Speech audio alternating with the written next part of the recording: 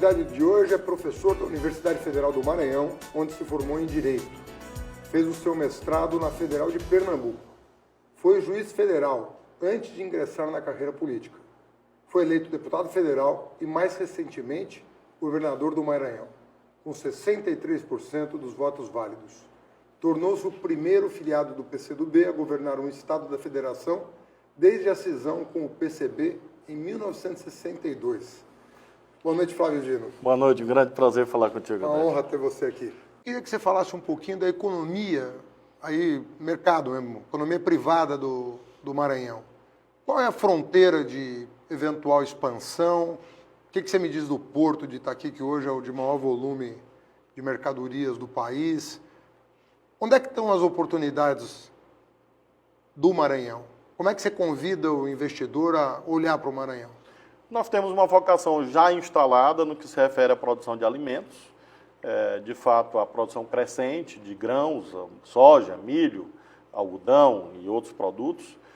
Uma vocação brasileira, é um certo lugar que o Brasil acabou ocupando no mundo, e isso é positivo, não há dúvida. Então, no caso do Maranhão, isso se verifica com muita clareza. Nós temos crescimento da produção ano a ano, nesse ano também.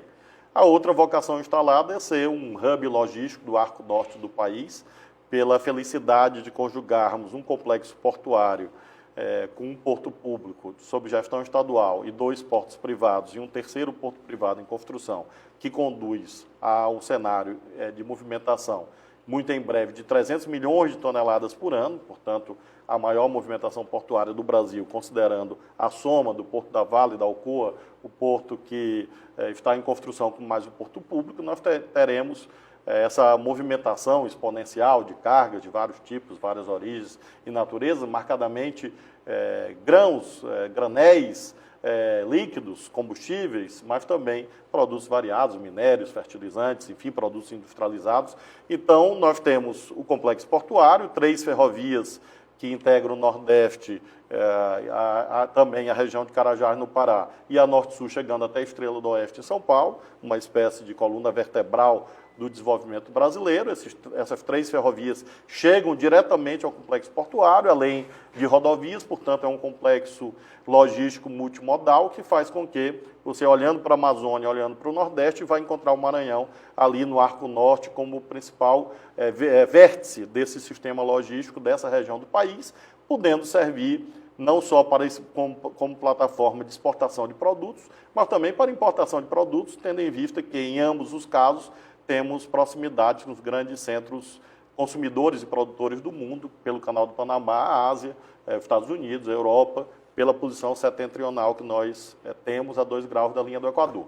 Então, são 2 grandes vocações de hub logístico, produtor de alimentos, e nós procuramos sempre, permanentemente, diversificar essa matriz econômica, buscando agregar condições para a verticalização de cadeias produtivas, que é o nosso principal objetivo. Temos conseguido êxito em algumas áreas, por exemplo, produção de aço no Maranhão é crescente, inclusive com exportações.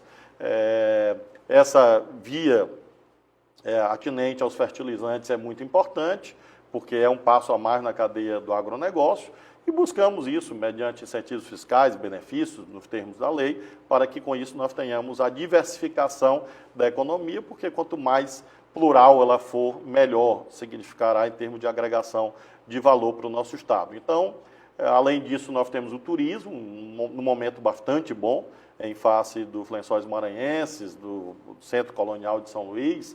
Então, também há uma oportunidade ampla atinente a esse setor. Nós estamos agora ofertando um portfólio de parcerias com o setor privado, de PPPs, no sentido amplo da palavra, visando exatamente dinamizar esses segmentos e, com isso, obtermos mais empregos e mais oportunidades para o empresariado local. 3 perguntas sobre essa questão ainda. Eu vejo informações desencontradas na imprensa sobre 3 questões que eu queria a tua opinião. Primeiro, a questão do gás. Questão do gás no Maranhão. Afinal, tem ou não tem gás? As reservas são importantes. Ele é viável economicamente. Segundo lugar, há informações sobre a questão da refinaria. Ia ser pública, agora parece ter um projeto privado. Como é que está a questão da refinaria? Faz sentido uma refinaria no Maranhão? está muito distante ou não dos centros consumidores? Como é que você vê isso? E, obviamente, que eu não posso deixar de perguntar da base de Alcântara. Qual que é a tua opinião sobre isso, uma vez que ninguém discorda de que aquilo ali é um espaço geográfico privilegiado que tem que ser explorado, inclusive comercialmente. O que se discute é se o acordo que foi submetido ao Congresso é o melhor acordo em função dos interesses americanos da região, vis-à-vis o interesse de outras potências. Também querem utilizar a base de Alcântara para lançamento de satélites, foguetes e assim por diante. Primeiro, o gás é de fato um produto importante no nosso estado hoje, utilizado mais fortemente para a produção de energia elétrica. Nós desejamos que haja outros usos do gás existente. Conversamos sempre com o setor privado nessa direção, não só o uso veicular, mas também o uso industrial. É o nosso grande objetivo. Além do gás, nós temos um crescimento da geração de energia eólica no nosso estado. Parques eólicos foram instalados já durante o nosso governo, estão em processo de expansão. Também, portanto, nós temos um potencial já em exploração no que se refere à geração de energia. No que tange à refinaria, nós continuamos perseguindo esse objetivo, porque consideramos que é de interesse nacional. Nós não podemos retroceder no lugar do Brasil no mundo e nos transformarmos apenas em produtores de óleo bruto. Nós já temos um déficit de refino, objetivamente, no Brasil, com a economia mal do jeito que está. Então, se a economia voltar a crescer... E há interesse privado na refinaria? Sim, há empresas de outros países, da China, nós já prospectamos com empresas chinesas, indianas, de alguns países do Oriente Médio, e há hoje entendimentos preliminares, é verdade, com empresas de vários países, uma vez que há o déficit de refino, objetivamente. Nós temos óleo bruto e nós temos mercado. Mesmo que se pense que está distante, no caso do Maranhão, dos polos mais dinâmicos do sul-sudeste, por outro lado, nós sabemos o grande crescimento que a região Nordeste, Norte e Centro-Oeste tem, por exemplo, na produção de grãos. Isso tudo consome também derivados de combustível e as populações, as atividades econômicas, de modo geral, demandam produtos refinados de petróleo. Então, como negócio, eu não tenho dúvida da altíssima viabilidade da instalação de uma refinaria no Maranhão. Infelizmente, fatos atinentes a problemas que são públicos e notórios, no que se refere a uma deficiência de planejamento da Petrobras, fizeram com que a refinaria pública, que seria conduzida pela Petrobras, não se concretizasse. Mas há, em contrapartida, a meu ver, um amplo espaço para um conjunto de investimentos privados. É um projeto de maturação um pouco mais longa, mas eu não tenho dúvida que é uma questão de tempo.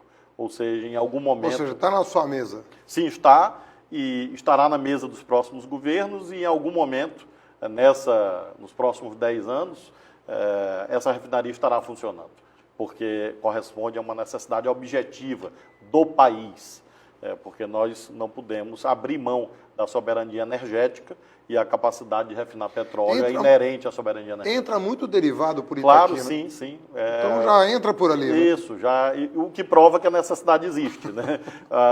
Nós, agora, nesse mês de agosto, quebramos o recorde de movimentação portuária em Itaqui. E uma das razões foi o crescimento da importação de combustíveis.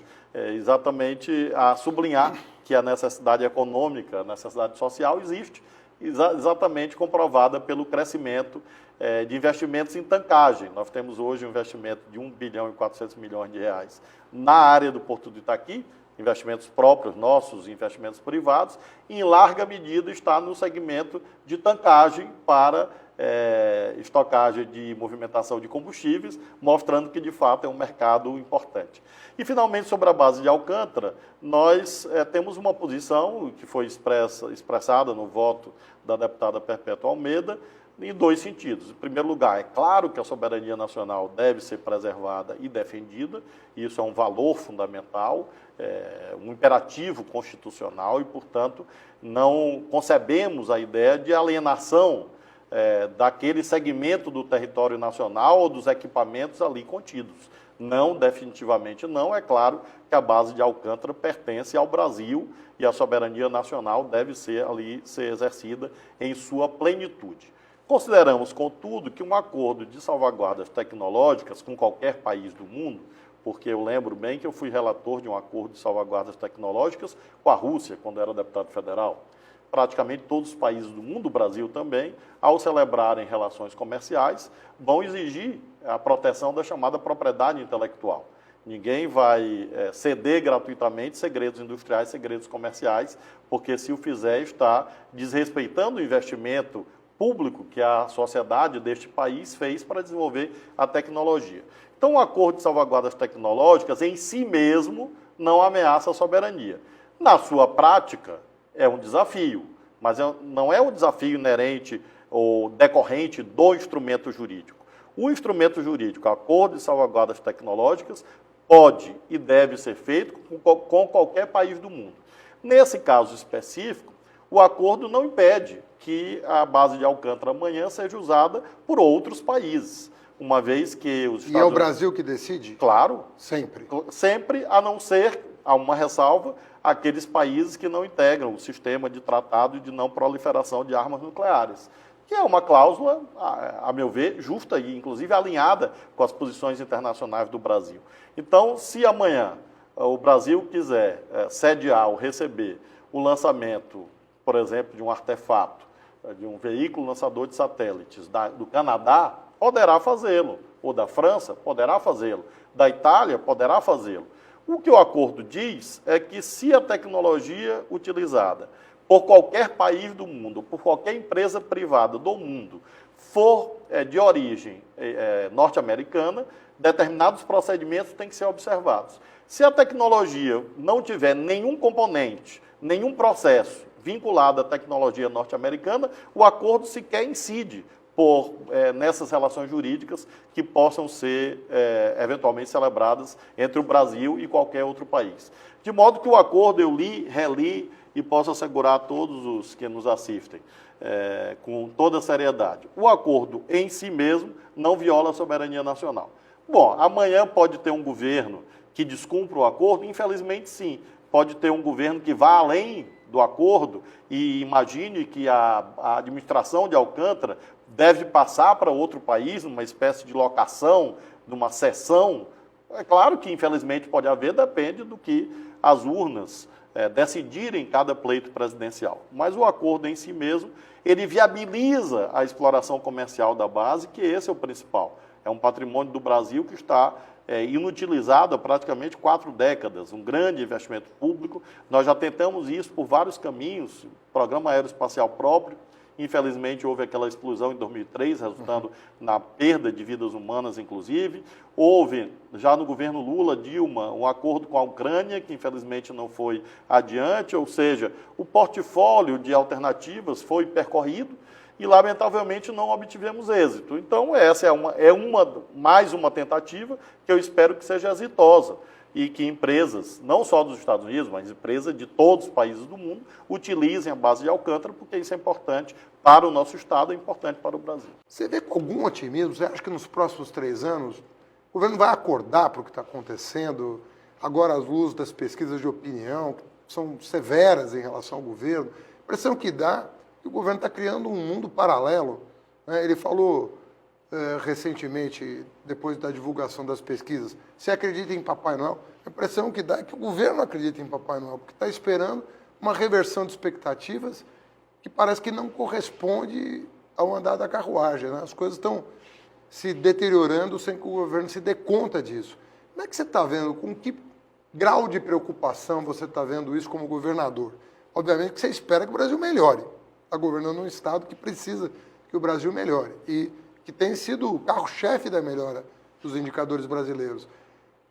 Temos razão para ter algum alento, assim, Você acha que o governo vai resolver tirar um pouquinho o pé do acelerador dessa agenda caótica? Ou você acha que... O que vão ser os próximos 3 anos, na tua opinião? Eu sou católico apostólico romano, eu sou cristão, eu tenho muita fé, realmente, fé em Deus e fé na vida, né? Então, eu, baseado nessa fé e numa leitura autenticamente patriótica do Brasil, eu espero sinceramente que sim, que as coisas melhorem, que de algum modo haja uma reflexão coletiva por parte do governo federal, daqueles que o cercam, e vejam que essa posição extremista não conduz a bons resultados, como você mesmo alude, as pesquisas de opinião pública e os dados objetivos da gestão econômica estão mostrando exatamente os desacertos profundos aos quais o Brasil tem sido submetido. Então, de um lado, eu me agarro na minha fé e no meu otimismo patriótico de que as coisas melhorem, porém, objetivamente, quando eu paro para olhar os indicadores objetivos, ainda não consegui enxergar este caminho. Então, abstratamente, eu torço por uma coisa e, ao mesmo tempo, no plano da leitura dos fatos, eu enxergo essa espécie de realidade paralela a determinar decisões públicas que acabam conduzindo a desastres, mesmo, como você menciona, na temática ambiental. Houve faíscas que foram emuladas dos altos escalões da República, que se transformaram no solo concreto da Amazônia nessa tragédia dos incêndios. A sabedoria popular sempre diz que o exemplo vem de cima. No momento em que o presidente da República, que é o maior líder da nação, eleito como tal, de modo pouco ponderado, de modo pouco reflexivo, induz a determinadas práticas, isso chega, na realidade concreta, de modo ainda mais exponencial, de modo desastroso, como nós vimos nessa temática do meio ambiente ou mesmo dos direitos humanos. Então, quando ele profere algo preconceituoso, do ponto de vista regional, social, eu fico imaginando, não em relação a mim, eu fico imaginando, porque eu sei e tenho como me defender. Eu fico imaginando os indefesos, aqueles que menos têm voz, e que acabam sendo massacrados física ou moralmente em razão da proliferação de preconceitos que são estimulados por determinadas declarações supostamente bem-humoradas, mas que na verdade são profundamente graves.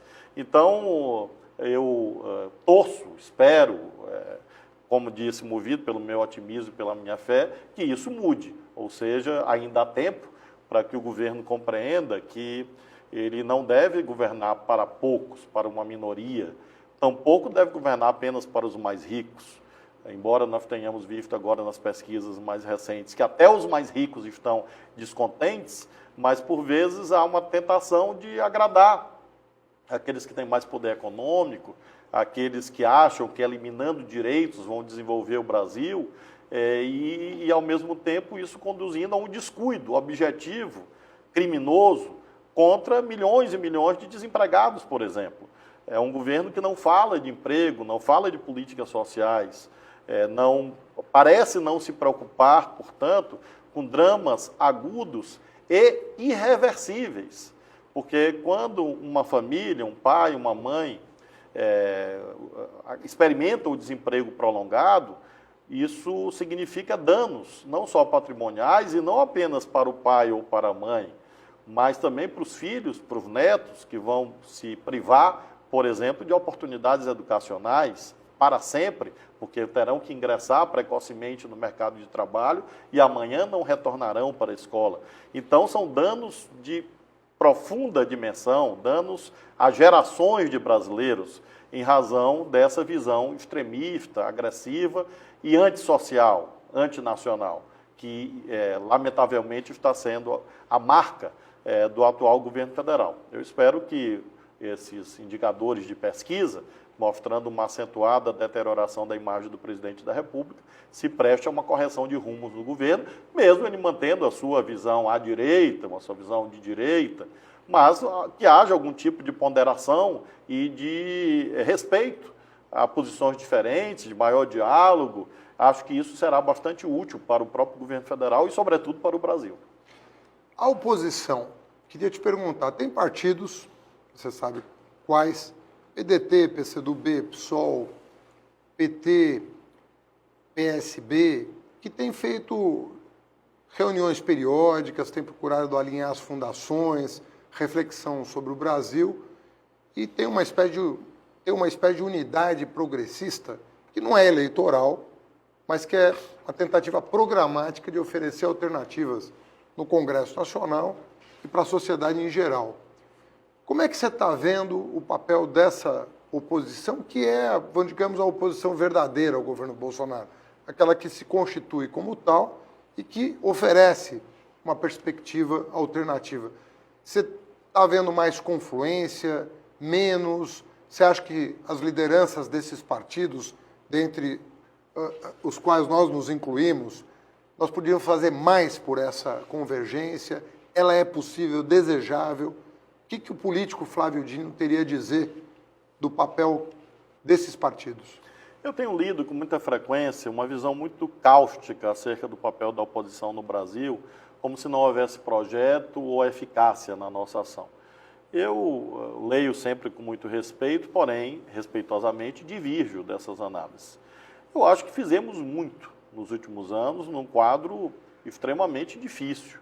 É um quadro marcado por acentuados retrocessos, por anomalias institucionais, por golpismos gravíssimos. Nós tivemos a prisão do ex-presidente Lula de modo ilegal, processo marcado por vícios inúmeros, inesgotáveis, um impeachment inconstitucional de uma presidente da República, a proliferação de mentiras, de agressões contra o nosso campo político, decisões judiciais disparatadas, absurdas, que realmente, para mim, são um espanto. Determinadas sentenças em que magistrados escrevem 300, 400, 500 páginas, você conhece uma dessas decisões, para dizer coisas realmente espantosas e que não tem sequer pertinência com o tema tratado nos autos, como se isso acabasse por esconder as precariedades probatórias em relação à análise de determinados fatos. Enfim, realmente não é um cenário de normalidade democrática.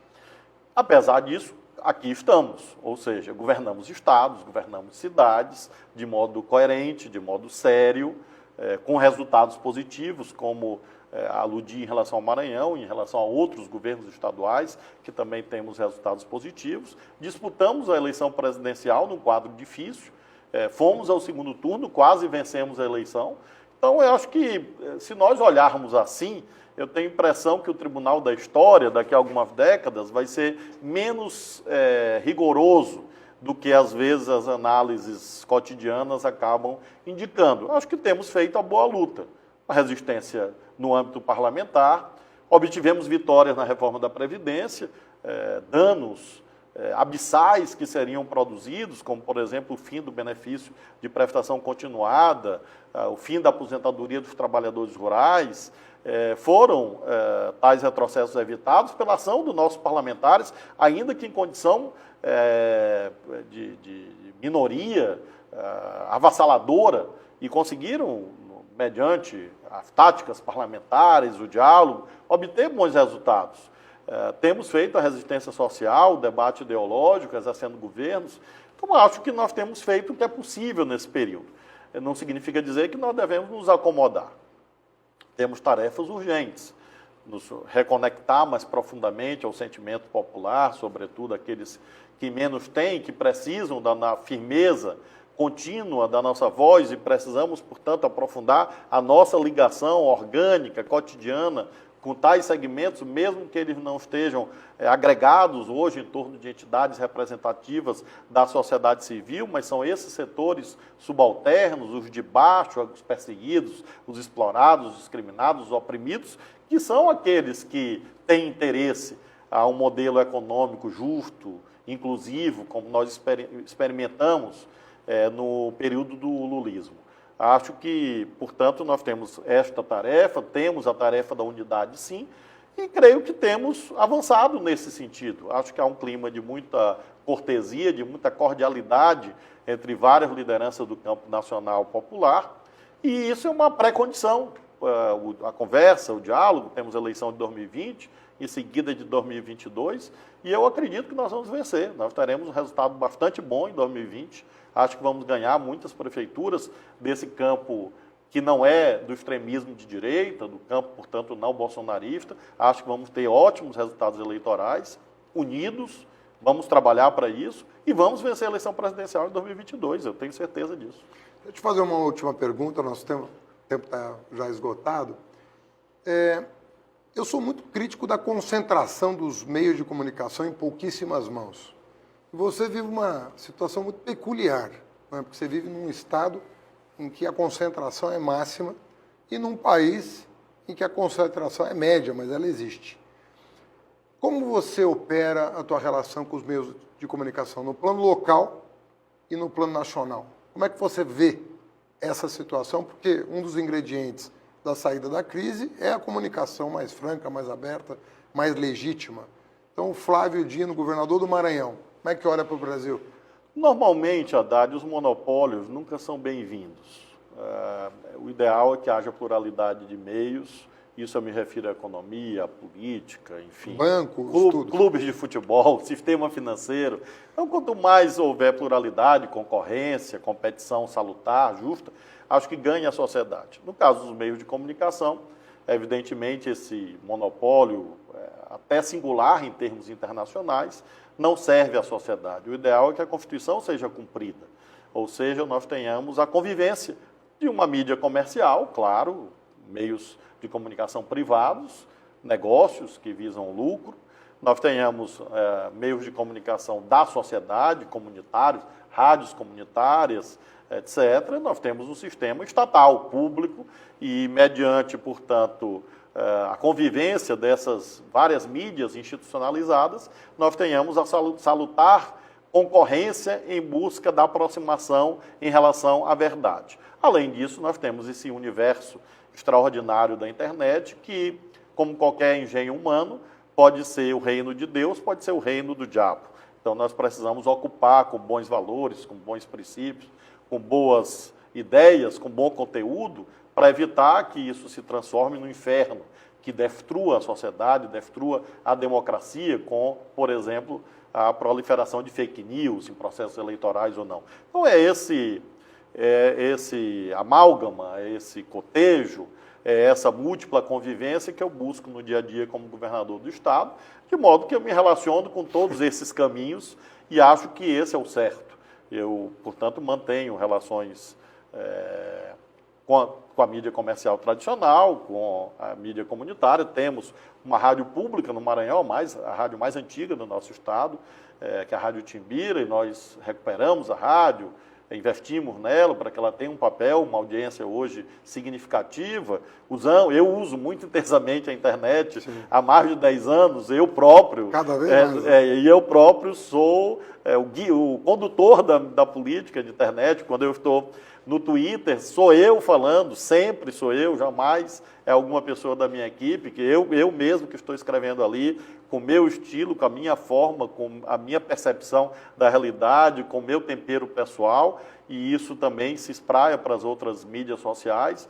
Então, acho que o certo é esse, o certo é isto, e é isso que nós devemos procurar no Brasil, sempre combater monopólios comerciais, porque assim como nós vemos no sistema financeiro, esses obscenos lucros do sistema financeiro, e isso é uma das causas que impedem a retomada do crescimento da economia, também em relação a outros segmentos da sociedade, quanto mais pluralidade, melhor.